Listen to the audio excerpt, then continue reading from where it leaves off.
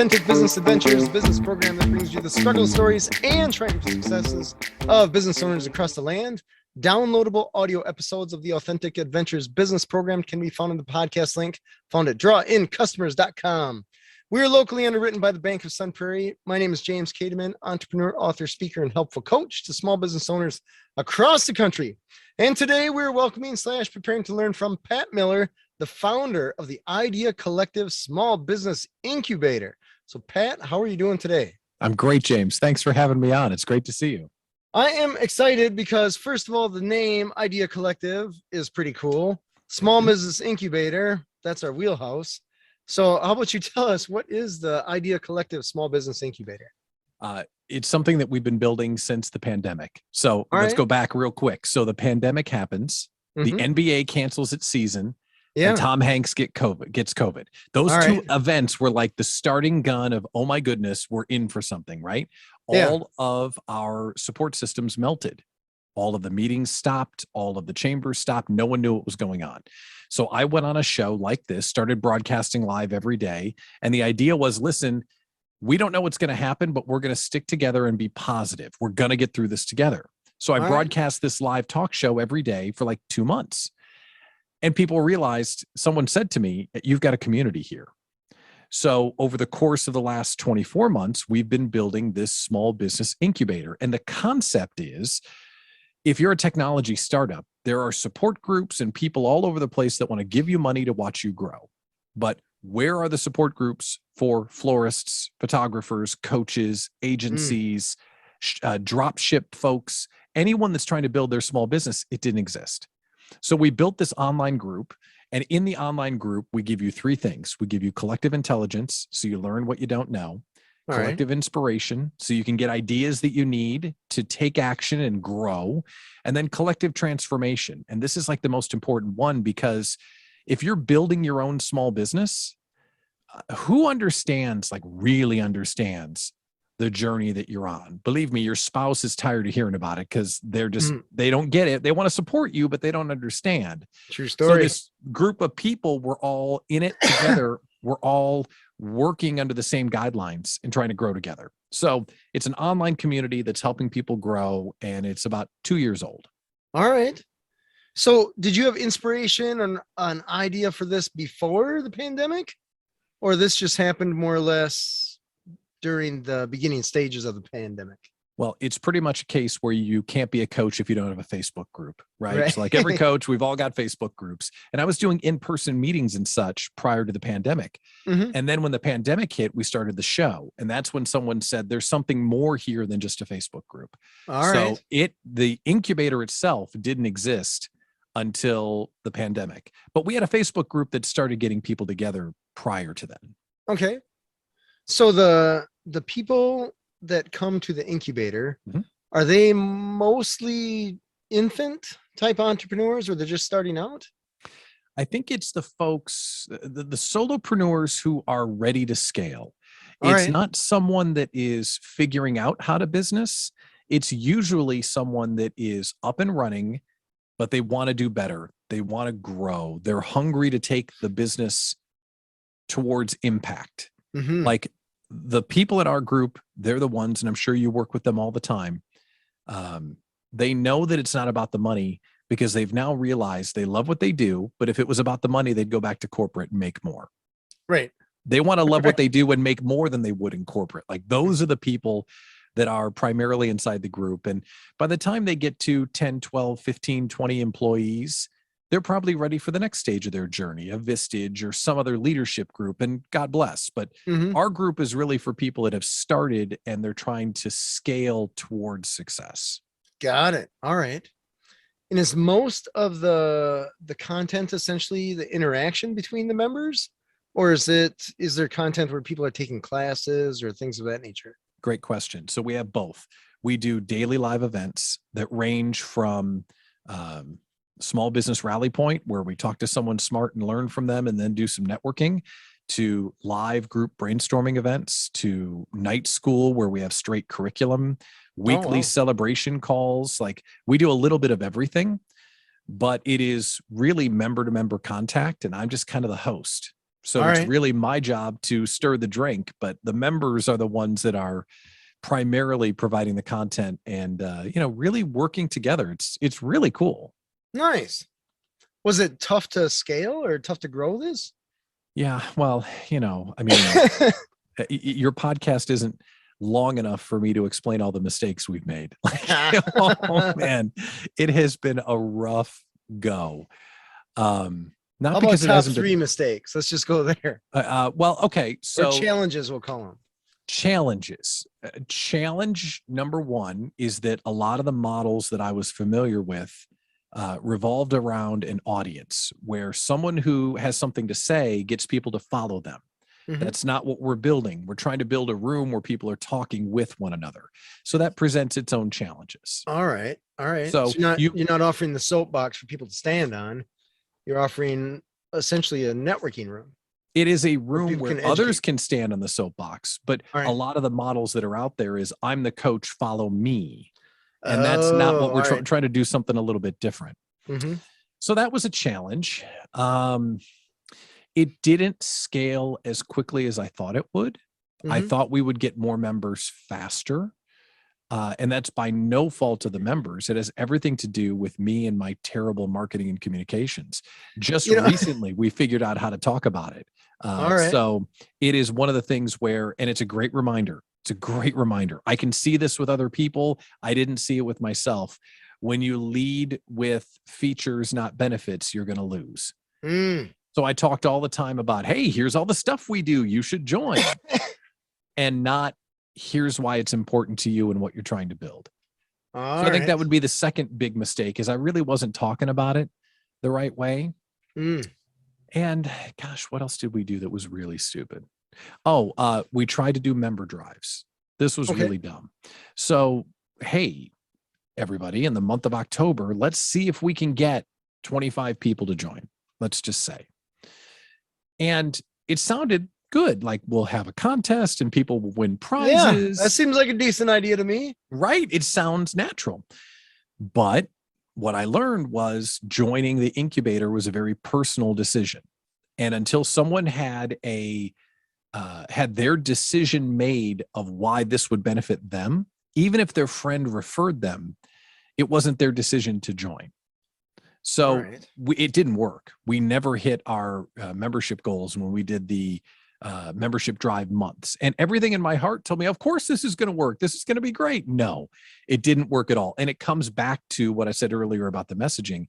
I was talking about it wrong. I wasn't getting down to the pain points people really had. And I mean, I'm sure you help people with this all the time when you're just not, you're talking about what's important to you, not important to them, and you're just never going to be successful. And I'm saying that out loud as a reminder to myself to never do it again, because I really wasted a lot of time doing it wrong.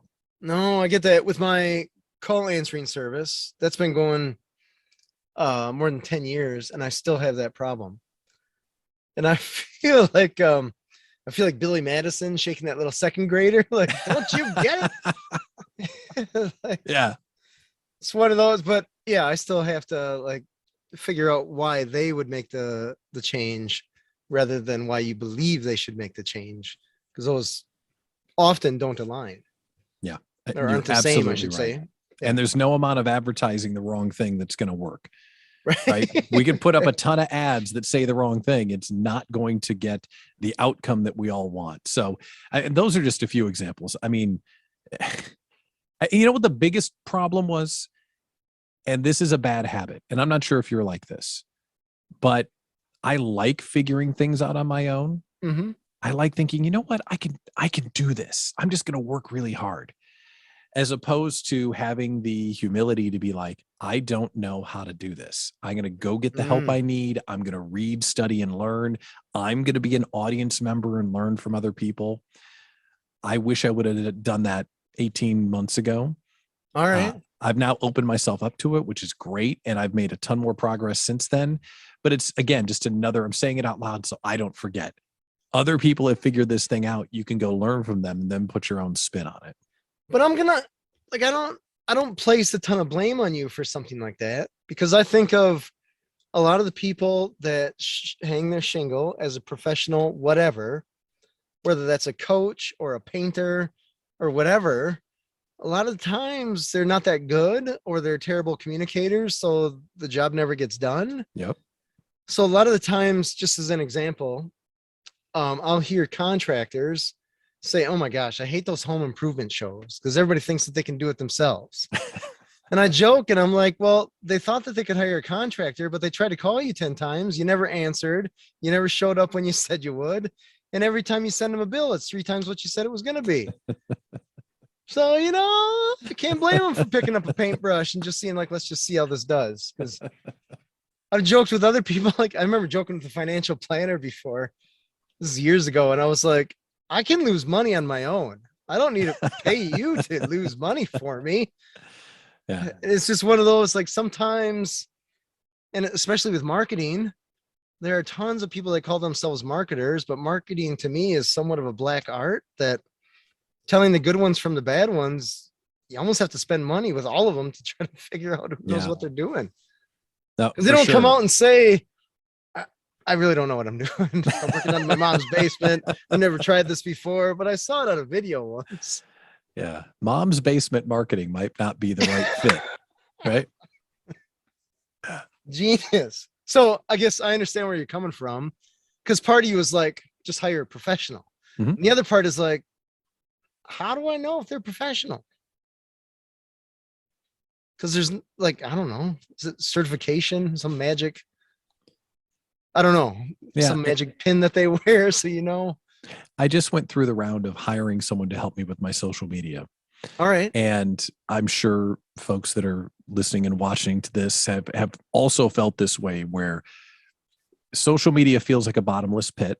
Oh, like it is never enough. There's always a mouth to feed as far as content to create and places to post and new emerging tools and techniques. Like that all happens.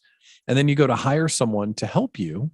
And it's really tough to find out who's good and who's not, like you say. And I ended up saying to one of them, listen, I don't care about likes. I don't care about engagement. Of course I do, but I need conversion. I need results. This is how I'm going to judge you, is based on conversion into what I'm trying to build. And, social media is so hard, and the people that do it, I have so much respect for, because not only, as you say, is it practically a dark art to be good at it, you then have to explain it to people that use social media as a hobby, as a personal user.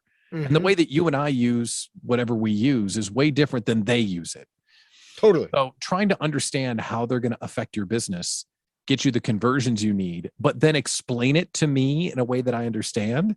They've got a really tough job. I found someone who's great. She's amazing. I can't wait for her to get her hands on my accounts, but it was a process to find the right person. All right. So that's pretty recent that she came on. Yeah. Yeah. In fact, we have our first call happening later this afternoon. Like all right. Our setup and onboarding call is today. Okay. So we'll have to circle back in a few months and see what are the results. Yeah, that's right. We'll judge her. Everything's honeymoon period now, right? Absolutely.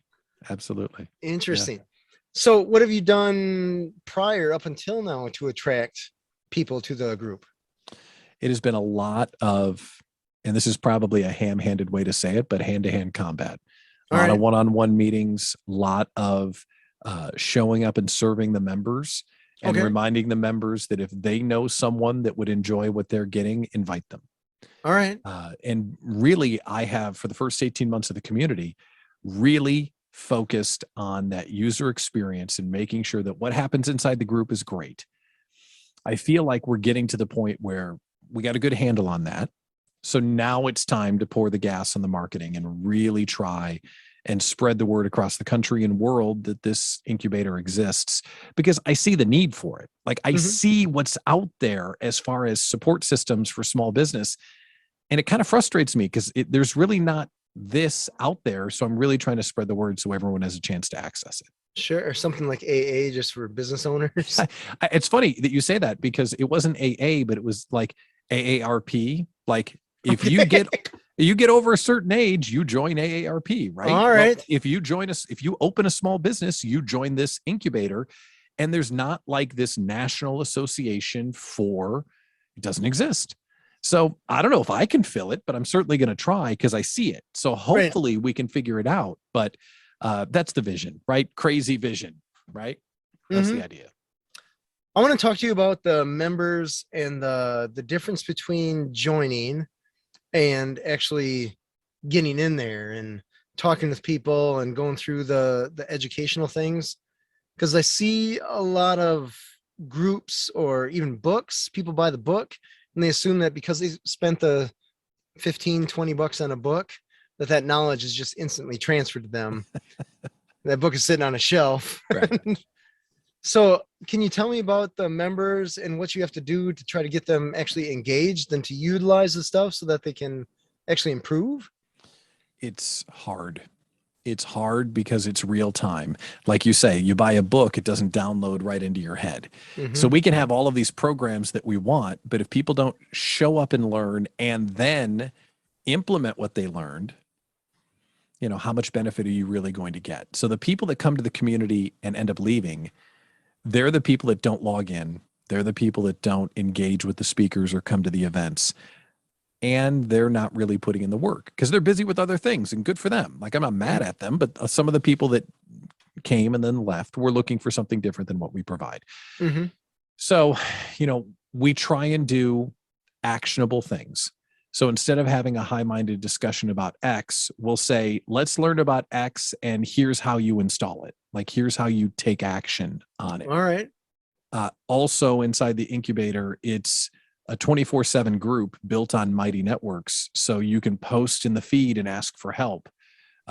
We do laser coaching sessions where people can come in and ask questions, and the Idea Slam creative sessions where people can ask for help and get help. So we're really trying to be there around every corner when they need something.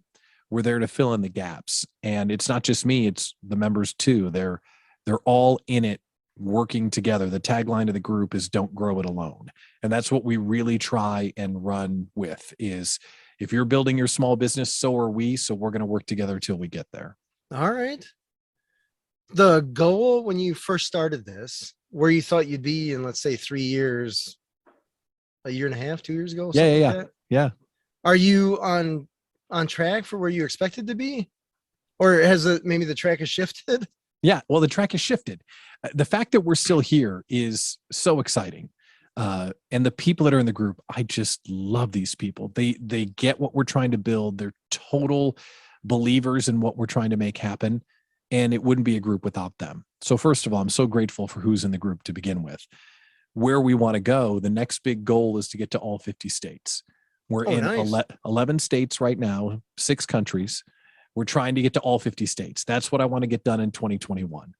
And then from there, you know, I don't even have a goal after that. 1,000 members, maybe. I don't even know. But all 50 states, that's what we're trying to get done right now. Nice. Yeah. Now, do you have any success stories from people that joined, maybe they're a little apprehensive, and then, I don't know, they became multi-billionaires or something cool like that? Well, no billionaires yet. Bought my second jet. Yeah, we have. Okay, there's one woman. Her name is Nicole, and I don't have like permission to tell her story, but I'll just tell you about Nicole. Nicole has a corporate job, but she always wanted to be a writer. And she started writing content for website and social media and that sort of thing. And she's like, boy, if I could make this my job all the time, that would be fantastic. So she was already writing on the side. She joined the community. She started getting to know people. Business started to come her way. She was volunteering to help people. And just last week, she quit the job that she hated so she could spend more time writing. She's got another job that's less involved, but she's got like the in-between job before she goes solo now. All right. So that's the latest one of someone really finding what they're looking for, like that story of transformation of where they were and where they're trying to get to. And she got there by working with the coaches that are in the group, by doing free work for other members in the group and getting feedback from them. She came to the Idea Slam sessions and we built her sales packages. Like we've been working with her this whole time, and she's smart and driven and all the stuff that you need to be successful. But it's a really cool story, and she's so cool. I'm just so happy for her. Nice. That is cool. So that's one example. How, in Nicole's case, how did she end up finding you? This is a corporate gig. Like, you wouldn't think that I think she was a referral. Okay. I'm pretty sure one of our members sent her in. I don't remember to be honest, because she's not in the town where I'm at. I'm in the Milwaukee area, Milwaukee, Wisconsin, and she's in a totally different part of the state. So I'm pretty sure she was a referral from someone else. All right. And she came to our in-person retreat as well. So yeah, I think that's how she found us, was through referral. Nice. Now, as far as the crew that you have running this ship, is it just you, or who do you have on the behind the scenes helping you? You got to have that.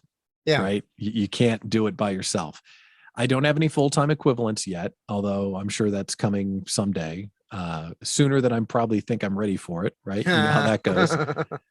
I've got a bulletproof, just an amazing, I don't know what you want to call her, virtual assistant, online business manager, Susie Moon, blatant plug. She's amazing. And she is basically the director of operations. So she works with the social media person, with the administrative assistant. She manages the CRM. She manages the onboarding, works with the event planners. Like, she is the right hand for everything. So between her and then an army of VAs, that's how we get it done right now. Nice. Okay. Yeah. Now, was it tough to find VAs? Because they're like VAs wide gamut, right? You got the local ones, you got the Philippines, India, whatever. Sure. You have companies that are outsourcing Philippines and India, and just the stay-at-home moms that whatever, good or bad. Yeah. Right. It is imperative to have one. This is my soapbox. Soapbox, permission to soapbox? Sure, by all means. Great. All right, soapbox good. On. Soapbox. If you're running a small business and you don't have a VA, it is the biggest small business cheat code that you're missing. It is unbelievable how awesome it is to have a VA. And once you start, you'll never not have one. Because if you charge X, you can find a VA that will do it for Y. And every hour that they spend doing it that you're not just making the difference between what you make and what they make. You're then billing that extra hour or selling an extra dozen roses or whatever it is that you do. Right. So that's the soapbox. You have to have a VA. I found Susie through referral, building that personal network, and someone sent me to her. And then what's great is she's helped me find other people. Oh, nice. So one person's in a different part of the state. One person's in Denver, Colorado. Who else is on the team? She does have one person that is based in Asia. I don't know where. So yeah, they're out there, but personal referral, again, it's all about building that network. Nice. Very cool. Now, you, besides the Idea Collective, you have coaching as well. Is that right? Yeah. I run a VIP group. So once you're in the group, then you could be part of a VIP coaching program. I've only got 2 of those running, but they are intense mastermind programs. We're bringing together groups of 6 people for a year-long partnership for really focused work and growth, transformation. They become their own little teams, right, as masterminds do. So I do that. And then I have a few clients as well, some one-off work, or a couple of people that were with me before I started the Idea Collective. So a little bit of that as well. All right. So that coaching, was that happening before the Idea Collective? Yeah, that's where I started. I left. So I was in broadcasting forever. And I started. Really? Oh, yeah. I was a pro broadcaster, radio guy for college, all through the first 22 years of my career. I was morning show, afternoon show, midday show, building radio stations, running radio stations, marketing guy, all around the Midwest of the US. And 4 years ago in May, so 3.5 years ago, I left the industry and started consulting small business. So this is all new to me. So you were running radio stations, putting them up. You were actually the guy in the drive time, whatever. Yeah. And then you're just like, screw this. Well, media is changing. And the time I was 43-ish, whatever it was, 43. And the company that I was working for was up for sale. And the position that I was in had, the primary role was to be the promotions person and go up and set up the state fair and Summerfest and, go out to festivals and concerts and stuff. And, there are folks with less experience that can do that job. And in radio, that means probably doesn't cost as much as a 43-year-old dude that's been doing it for 20 years. All right. So with the station up for sale, I anticipated, okay, I either had to make a choice to go back and be a full-time air talent or a full-time business guy, but where I was probably wasn't going to be there for long. All right. And I didn't want to move again, because that's how you stay alive in the radio game, is you move, right? And we kind of liked where we were. So I thought, okay, the worst thing that happened is I go be a marketing guy someplace else. So I left the radio industry, and here we are. That was almost 4 years ago. All right. Just out of curiosity, and this is completely side tangent. Sure. What does on-air talent make for money? Oof, that is a huge. No, let's just say local, non-syndicated. You're just a dude with a show. Yeah. It ranges, and the reason why it ranges is that it's all driven by how much money the station makes, and how much listenership each day part has. Sure. So for ad revenue that you're bringing in, essentially. Exactly. So mornings and afternoons are the most premium locations primarily. Okay. So, if you're in a very, very small market, you might, like, if you're in a market of 100,000 people, let's just say, right? If you can get a job, because there's not a lot of jobs left in the radio industry, they're all being consolidated. Gosh, this is just such a guess. It could be anywhere from 30,000 to 75, maybe, if you're the morning person, maybe. All right. Normally you're the one running the radio station and might have to sell some ads and do all this other stuff too. I'm totally generalizing here. Totally. Yeah. I'm not holding it to a dime wise. Of course. And I am in love and want to support my broadcasting brothers and sisters too. So I don't want to make them think I don't have utmost respect for them. I've just lived this.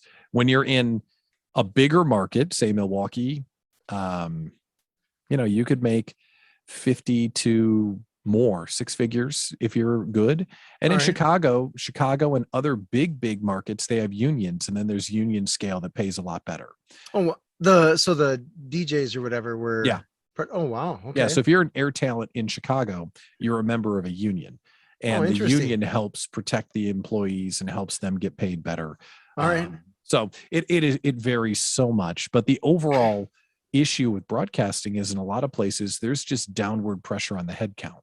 There's just fewer and fewer employees out there. So if someone's hearing this and you're in broadcasting, nothing but love, hang in there and do your best, because it is a great career. It was just one that I had either aged out of or just ran into a lack of opportunity. I decided to go a different direction. Yeah, it just seems to be one of those, it's more a curiosity thing, I guess. Sure. I started going down the road, when I say started, I saw the first step and I was like, I don't know about that. Yeah. I got offered a job as a DJ. I think I was in college at the time, and they're like, Sunday morning. Yeah. And I'm like, everything about that sounds amazing except for the time. Yeah. And I was just like, what does it take to get normal morning? Yeah. And he's like, whoa. Yeah. You got to build up to that and all this kind of stuff. And I'm like, I feel like starting on 10 rungs up that ladder or whatever. Yeah. But then I think you got all this radio talent, and they're essentially, I don't want to say poor, but they're just making the money that most people make, but they're still kind of that local famous. Yeah. And you always hear about those famous people, sometimes comedians, where they're just the worst thing is to be famous and broke. Yeah. Because people assume that you're just, you got 17 yachts or something like that. Yeah. But you don't. You're just a regular Joe.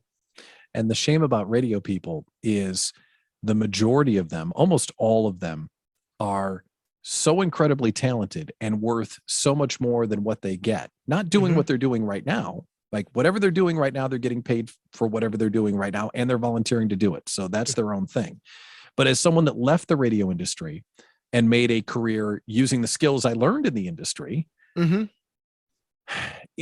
business itself will teach you how to write great messaging, how to get people's attention, how to present in front of people, how to sell, how to be creative, how to put together an event that people want to attend. There are all these things that you naturally learn, how to treat customers, so many things that you learn in radio that can be sold outside of radio, that if some of the radio people knew that, if they really understood how smart and talented they were, how far they could go outside the industry, they may realize they have other options. Got it. So I want to talk with you, shift gears a little bit. You're at the radio thing and you're thinking, I got to get out of this. I got to pull the chute before I'm pushed out of the plane, so to speak. Yeah. How did you decide to go off on your own versus just taking some of that talent that you had and working at some corporate gig somewhere else? That's a really good question. I don't know if I've thought a lot about that. If I reflect back to where I was, I couldn't get an interview. Oh. So I'm in Milwaukee and there are big companies here, right? They're, Milwaukee Tool and Miller Coors and Northwestern Mutual, all these giant companies, and they all need marketing people. So I started applying on marketing things, but I didn't have any experience other than being a broadcaster. All right. So I couldn't get an interview because, spoiler alert, sorry, former employees or employer, I was trying to find a job for a minute before I decided to go out on my own, and I couldn't find one. Oh. So partially, I'm not sure if I was qualified to work at some of these places on paper or on purpose, one of the two. And the other thing that I learned back then that, I wish I would have done this. How important having a personal network was. And how I didn't curate one. Because when you're in broadcasting, people want to talk to you. Like, let's say you're the marketing director at a big time radio station. Okay, well, great. People call you all the time. Hey, will you partner with us on the stuff? Because you have something they need. So this is totally my fault. I did not invest in the relationships that I should have invested in.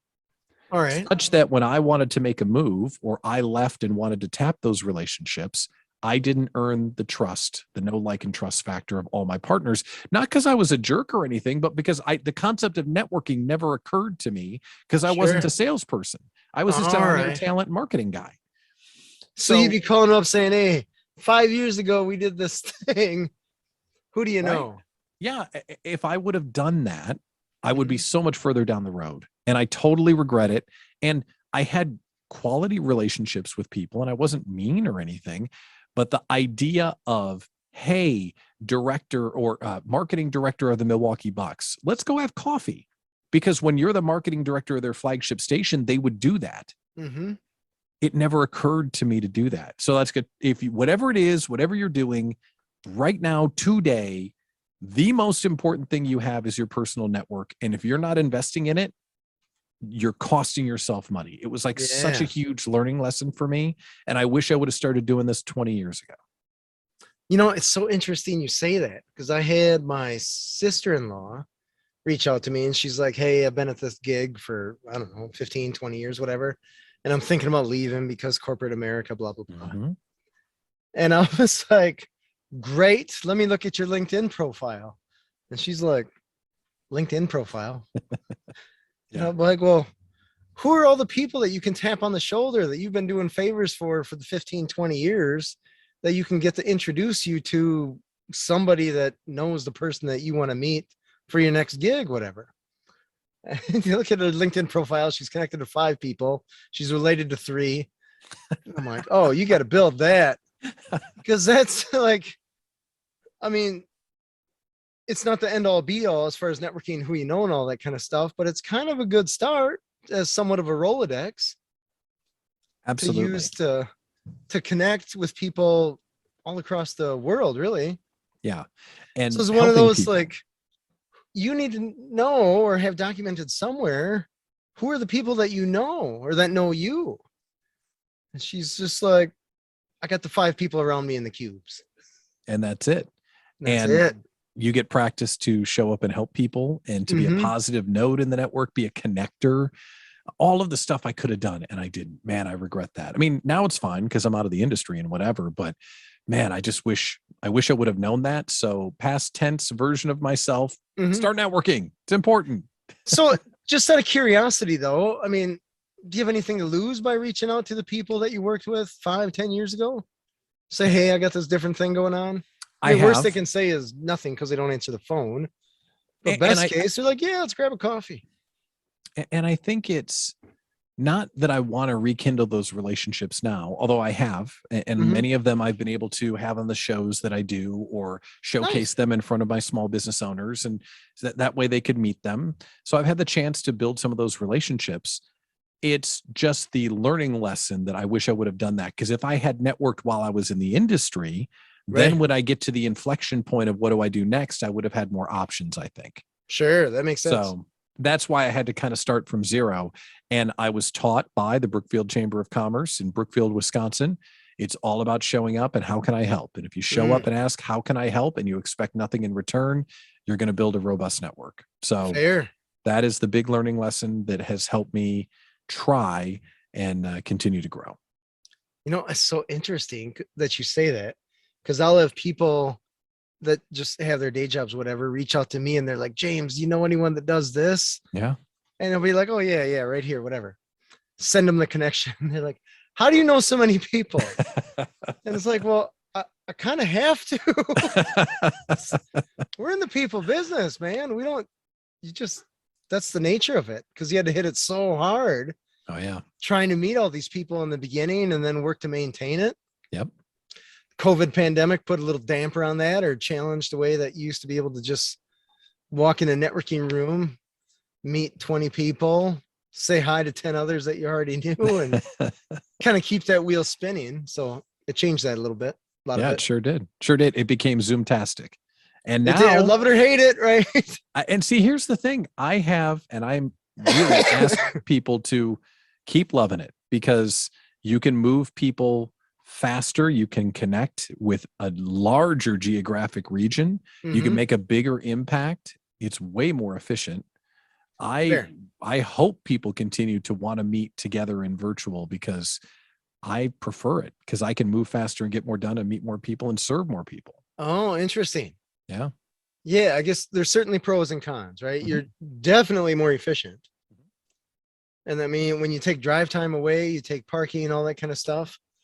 I feel like there's something missing with the versus in-person stuff, though. There's just a little, I don't know, it's just different energy, different vibe. Sure. I don't know, maybe it's the beer that you can have in person. I don't know. Yeah, that's true. We need more beer on Zoom. That is true.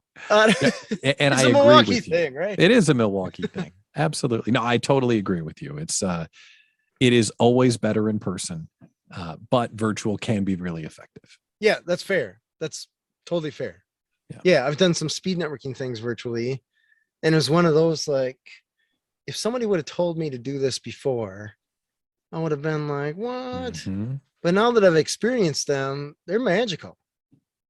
They are, you can push through, you add, you learn. And if you don't like someone, you don't have to say like, oh, I got to go because my parking meter. Yeah. You don't click next, whatever, and move on. Absolutely. So that is cool. So let's shift back to the Idea Collective. What do you see for the future? Let's just call it the next year for that thing. Sure. Well, the next year we are really focused on member delivery. We're really focused on creating great content inside the community. And we're inviting people to join the free Facebook group. That's where it starts. If someone's interested in what we're doing, we want to get them in the free Facebook group so they can get to know us a little bit. Because again, like I said before, if I invite someone to join the incubator directly, they might not be ready. But if I can invite them to join the Facebook group, they might get to know what we're about, meet a few people, realize it's a vibe that they agree with, and then they can join the incubator when they're ready. So got it. The Facebook group is called Idea Collective, right on Facebook, easy to find. We do free events inside there all the time, speed networking, educational events, quarterly planning, and it's all there just to serve and get to know people. And then when they're ready, they can join. So we're promoting the Facebook group, serving the community throughout the year. And then in November 10th through the 12th, we're going to do our in-person retreat once again. We did our inaugural retreat last year. Went great. So we're going to do it again this year, the 10th through the 12th of November at the Grand Geneva Resort in Lake Geneva, Wisconsin. Oh, very cool. Tell me about that event. You're talking 3 days? 3 days. All right. That's an undertaking. It's big, and it's a great location. Grand Geneva is just a terrific resort. Yeah, very nice. So this year, 3 days, we're going to do a day full of collective intelligence, where we have how-to sessions and trainings and workshops all day. The second day is going to be collective inspiration, where we hear how to do things differently, how to think bigger, how to challenge ourselves to grow, keynote speakers, that sort of thing. And then on the third day, it's collective transformation, where we have the opportunity to do free laser coaching with all the coaches that attend, some goal setting, some mindset work, and really looking forward into what would be 2023 to help our folks get ready for the new year. So 3 days, 3 different broad topics. The keynotes have not been announced. We're not on sale until like May. So we're still a little premature to lay out the red carpet for that. But the 10th through the 12th has been established. Grand Geneva is the location. That is cool. Now do you mind if we go down this road a little bit? Yeah, go, please. So you're trying to build up this 3-day event. I imagine it's challenging to find people to attend, or is it? Maybe not. I don't know. Last year was the first year. We had 107 people attend. Did you really? We did. Oh my gosh. Congrats to you. Thank you. That's amazing. I was surprised. It was great. And we brought in some big time keynote speakers. One of our keynote speakers was Jesse Cole, who's the marketing god behind the Savannah Bananas baseball team and all the disruption he's bringing to pro sports. He's amazing. If you don't know Jesse Cole, go look him up. His fans first theory is incredible. And then Mel Robbins was our other keynote speaker. So Mel came in via Zoom because she wasn't traveling. She just released a book. And what she did was do a virtual Q&A with our guests in person. So we lined up some of our members, and they got a chance to get coached by Mel live. And it was spectacular. So nice. Yeah, it was a great first year. We've learned a lot how we're going to do it bigger and better this coming year, but it was a great start. All right.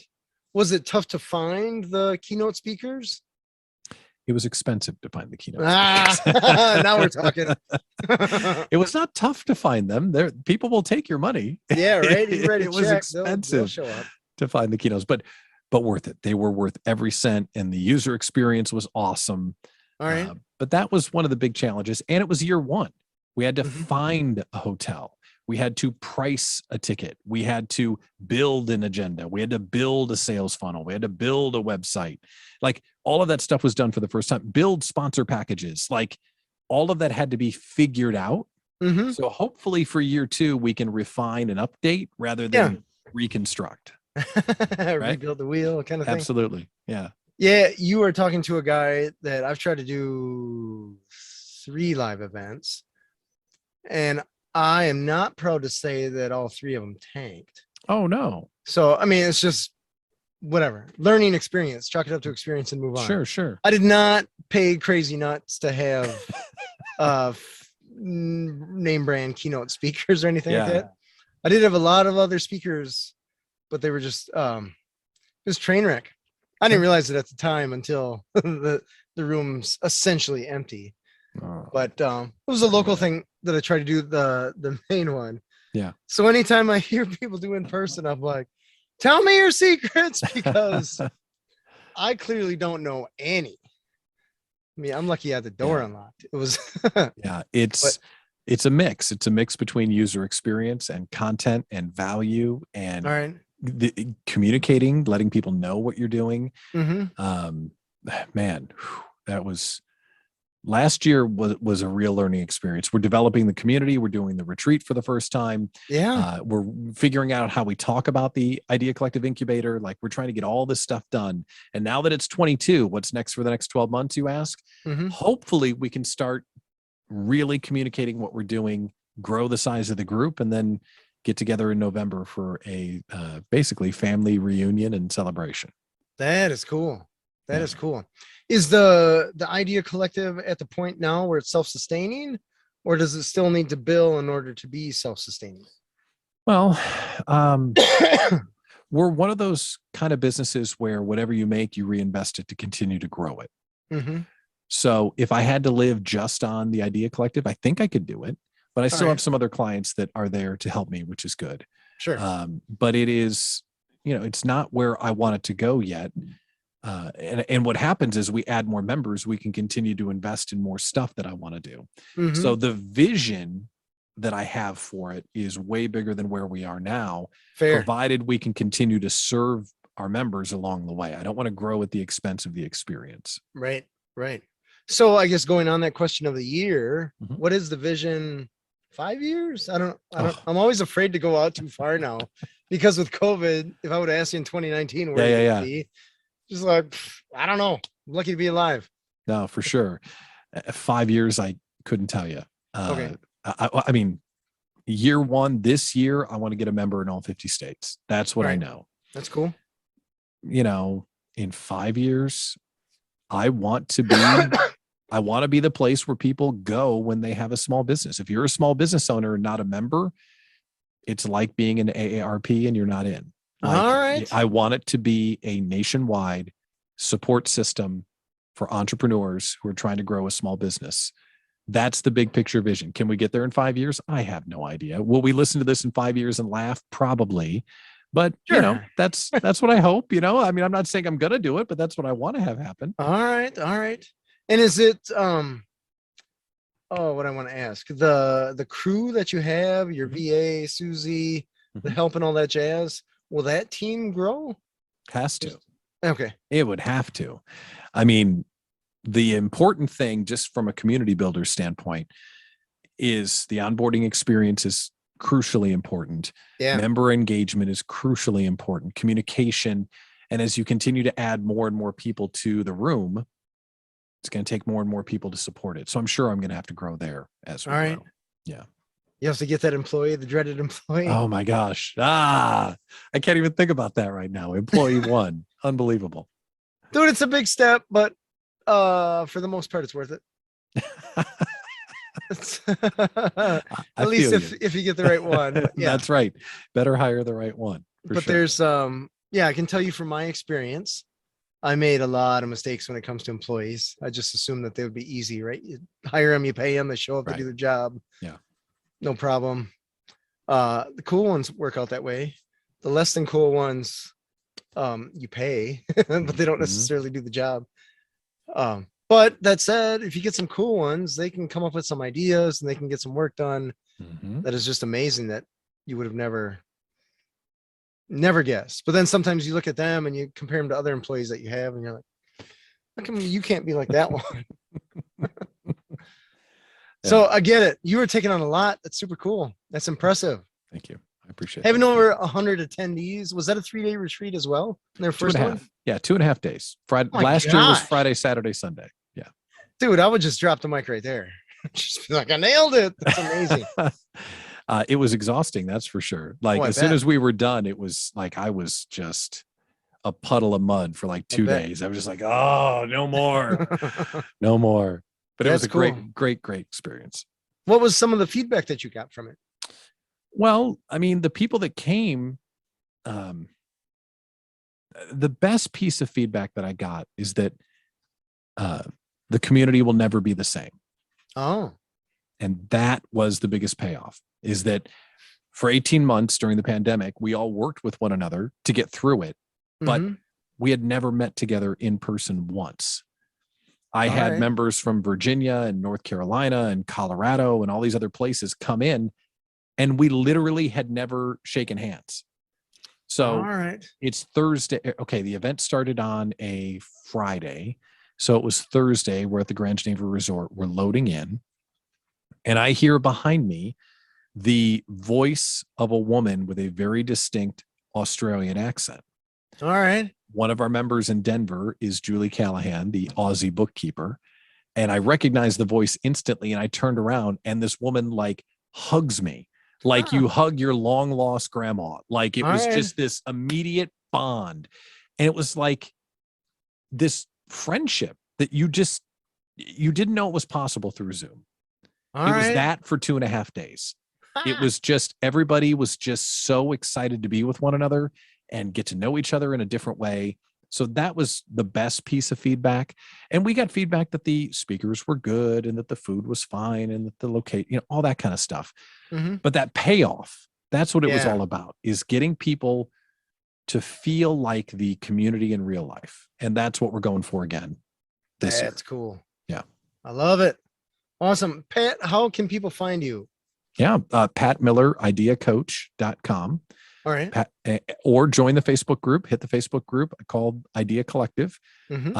Either way, my job now from the learning lesson that I talked about is I want to know people. I want to know how I can help people, because I'll never make that mistake again. So if you're listening and want to get in touch, let's have a one-on-one. I'd love to learn how we can serve you and build a relationship. Nice. That is cool. I love it. Thank you so much for being on the show, Pat. It's a real pleasure. Thanks, James. I love what you have going on. And man, the in-person thing alone is impressive. The Facebook group I'll have to check out, because that sounds like it's really cool. Just building that community of small businesses.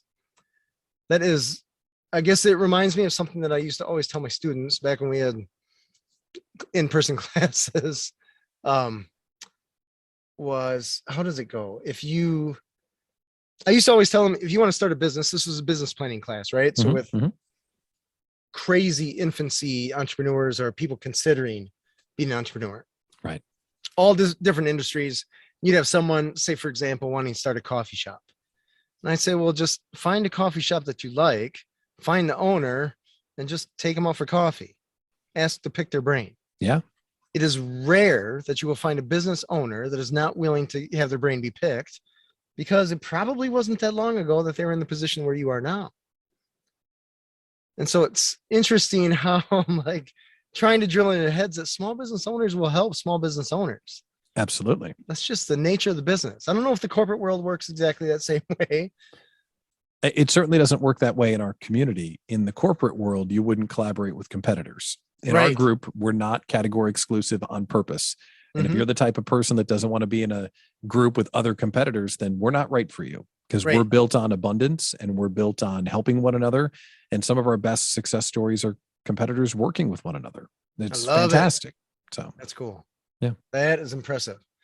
Awesome. Well, thank you, Pat, so much for being on the show. My pleasure. This has been Authentic Business Adventures, the business program that brings you the struggle stories and triumphant successes of business owners across the land. We're underwritten locally by the Bank of Sun Prairie. If you're listening or watching this on the web, if you could do us a huge favor, smash that subscribe button, give it the big old thumbs up, and by all means, throw down a comment or a question. And the best thing you can do is just share this knowledge with all of your entrepreneurial friends.